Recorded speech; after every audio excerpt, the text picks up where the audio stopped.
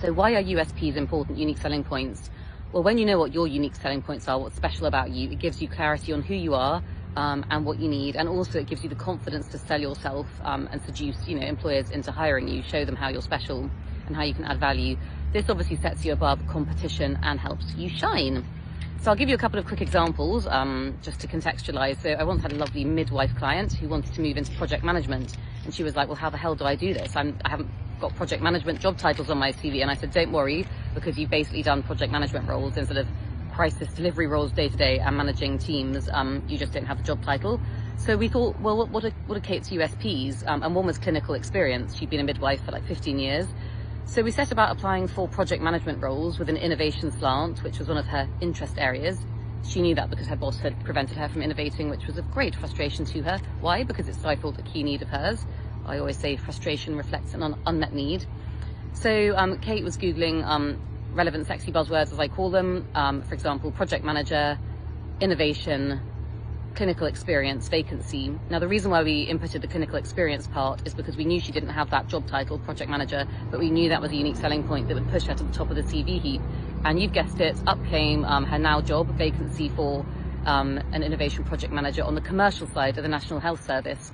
And they needed someone with that clinical experience, 15 years clinical experience, because she'd be troubleshooting, key pain points in the NHS that only someone who'd worked in that field would know about. So she segued into this new role and unsurprisingly is adding huge value and has been promoted several times.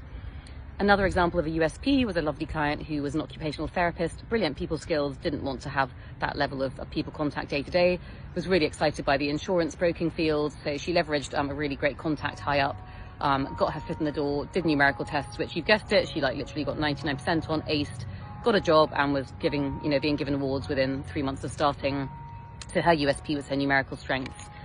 Another example would be a fantastic guy who I spoke to about a year ago in sales, who'd just been made redundant. His confidence was really low, but we noticed from our early sessions that he really enjoyed nurturing people, and he had excellent interpersonal and listening skills. He was also very genuine, which is a key tenet of empathy and sort of therapeutic roles really. And he moved into retraining as a coach and is flying and absolutely loving that new role that he has. So he leveraged his great people skills and listening skills in new directions in a far more meaningful way than sales for him. Another example would be a past client who did business development in a law firm. It was very male pale sales. She was ball stiff. She was very spicy, charismatic and fun.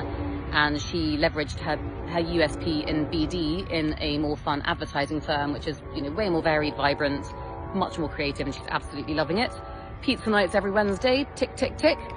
Another one would be, sort of HR experience. A client who, again, she didn't have HR job titles per se, but she had a lot of HR expertise, which was an area of interest to her, whether coaching, designing workshops, training people. So we rebranded her CV around that USP, and now you've guessed it, she's in a brilliant and actually very senior HR role. She also had extremely strong communication skills, very eloquent, and you've guessed it, she had that goldmine skill, charisma.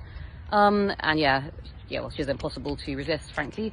So she did a brilliant pitch and presentation and got this brilliant job that she's loving, so much better for her, having been extremely stressed, sometimes crying in sessions on a Friday afternoon. What else have we got? Yes, another lovely client who started coaching when he'd been made redundant, quite low in confidence at the time, wasn't convinced he had any strengths or interests. Well, you guessed it, he did, and he was extremely likable, extremely personable. He'd been in property and construction tech in sales roles, very high pressure in fast-paced startups with, to be honest, pretty toxic bosses at the top. 1 in 5 leaders are psychopaths, and boy, didn't he know it. So we leveraged his expertise in property and construction in a linked area, sustainability.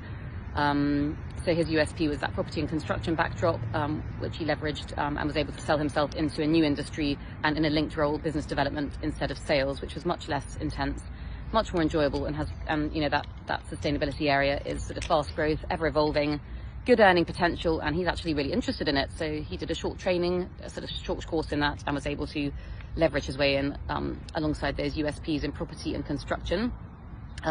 Just to give you a quick example from my life, I used to be a lawyer, so I often work with law firms in workshops. It's not that important really, but they possibly think that you can add value if you know how law firms work and the stresses that lawyers are under, the key pain points, etc. And if I'm delivering workshops around well-being and mental health, that is obviously potentially quite helpful. I've also always loved writing, so that could be seen as one of my unique selling points. which I really enjoy leveraging in LinkedIn posts and Instagram posts, and writing for magazines and newspapers now and then. Other coaches will have other unique selling points. Perhaps they've been senior leaders in big companies like BT, etc. So perhaps they lean into executive coaching leaders, because they can showcase their own expertise in those fields and really add value. So just